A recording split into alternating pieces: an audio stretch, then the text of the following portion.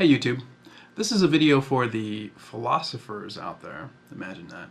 And I wanted to discuss some philosophy on the differences and uses and validity of empiricism and logic and intuition as ways of knowing the truth, as ways of understanding things about the nature of the world and validating. I'm throwing mathematics into logic, and so when I say logic, I'm referring to the first order logic, or symbolic logic, predicate logic, mathematical logic.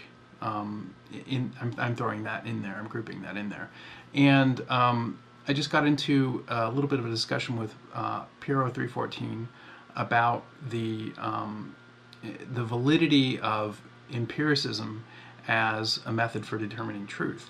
And I want to point out a few things that I've come to conclusions about this that are non-obvious. They're not real obvious kinds of things.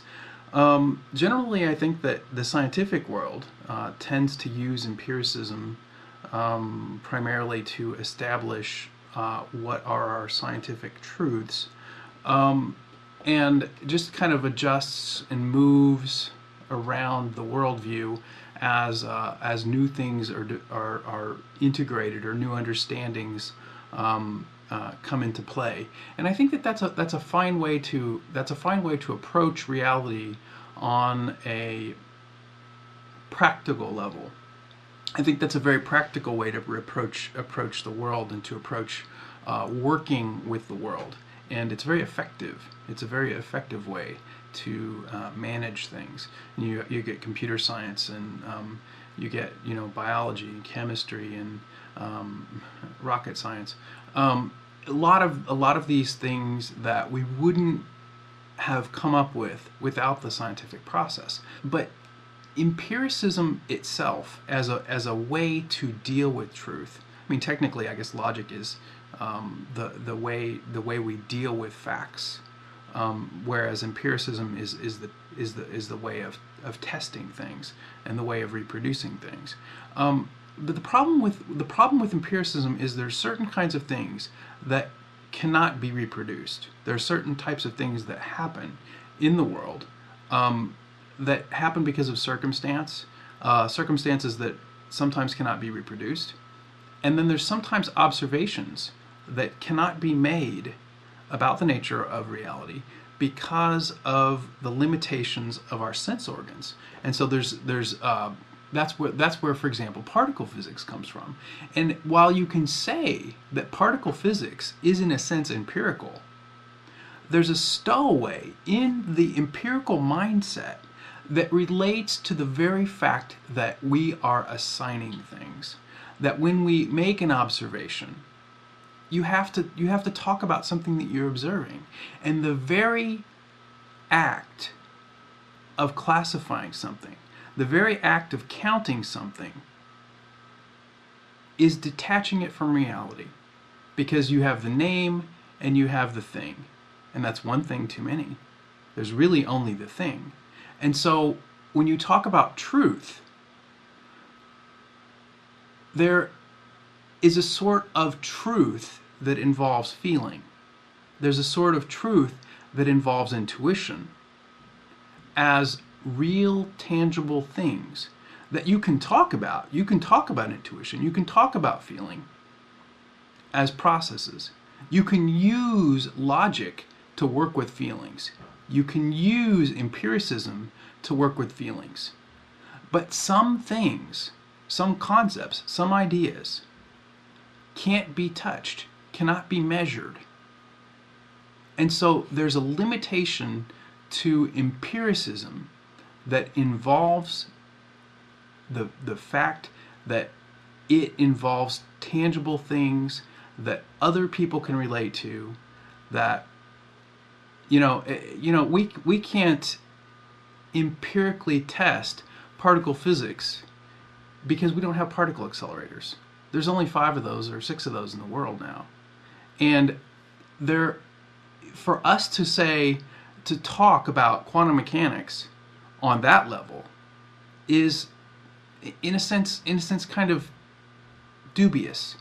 But we go along with it. We work along with it because we have confidence or faith even in the scientific process.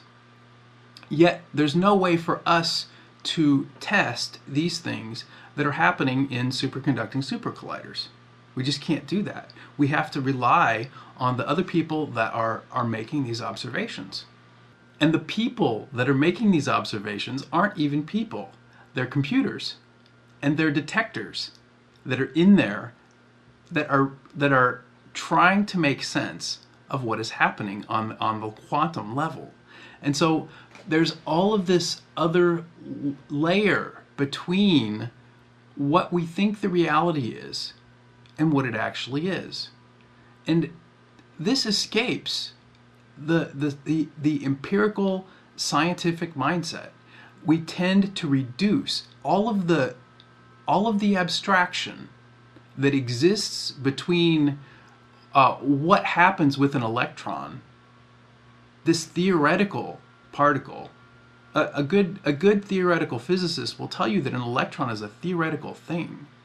And while you might be able to trace the path of an electron in a bubble chamber or see the way something moves, that movement is understood to be coming from something that may not even be a physical object. And so there is a level of abstraction that exists in our reality, at whatever level, that we usually just completely ignore, that completely escapes our day-to-day and our analysis of what the world really is. And so to just let that be your way of deciding what the truth is, I think is really dubious.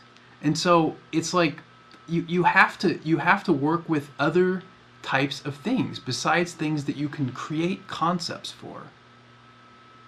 There has to be another level of practice that involves something else. That's what spirituality is. And so it's like it's like empiricism for what's in from here in. You know, we don't really have a way to understand what consciousness is doing because we don't understand what consciousness is. We don't have a good model for consciousness. We don't really even understand how someone is conscious. And so to say that we have to empirically measure consciousness in order for what's happening on the conscious level to be true is in a sense crazy. I mean, we can't do that. We don't have a way to do that. And so until we do, there are all these other ancient schools. There are all these other ancient ways of understanding the nature of consciousness, of understanding the nature of spirit, through something that is similar to empiricism, but doesn't involve something like a charge-coupled device to have to observe what's happening. And so you've got this internal eye. You've got a level of understanding that is in here that is, in a sense, every bit as valid as anything in the empirical school. It's just as valid because the empirical school is doing the same thing, at least in making that assignment. In making that assignment to an object, the empirical school is doing something that is every bit as potentially dangerous to what is true.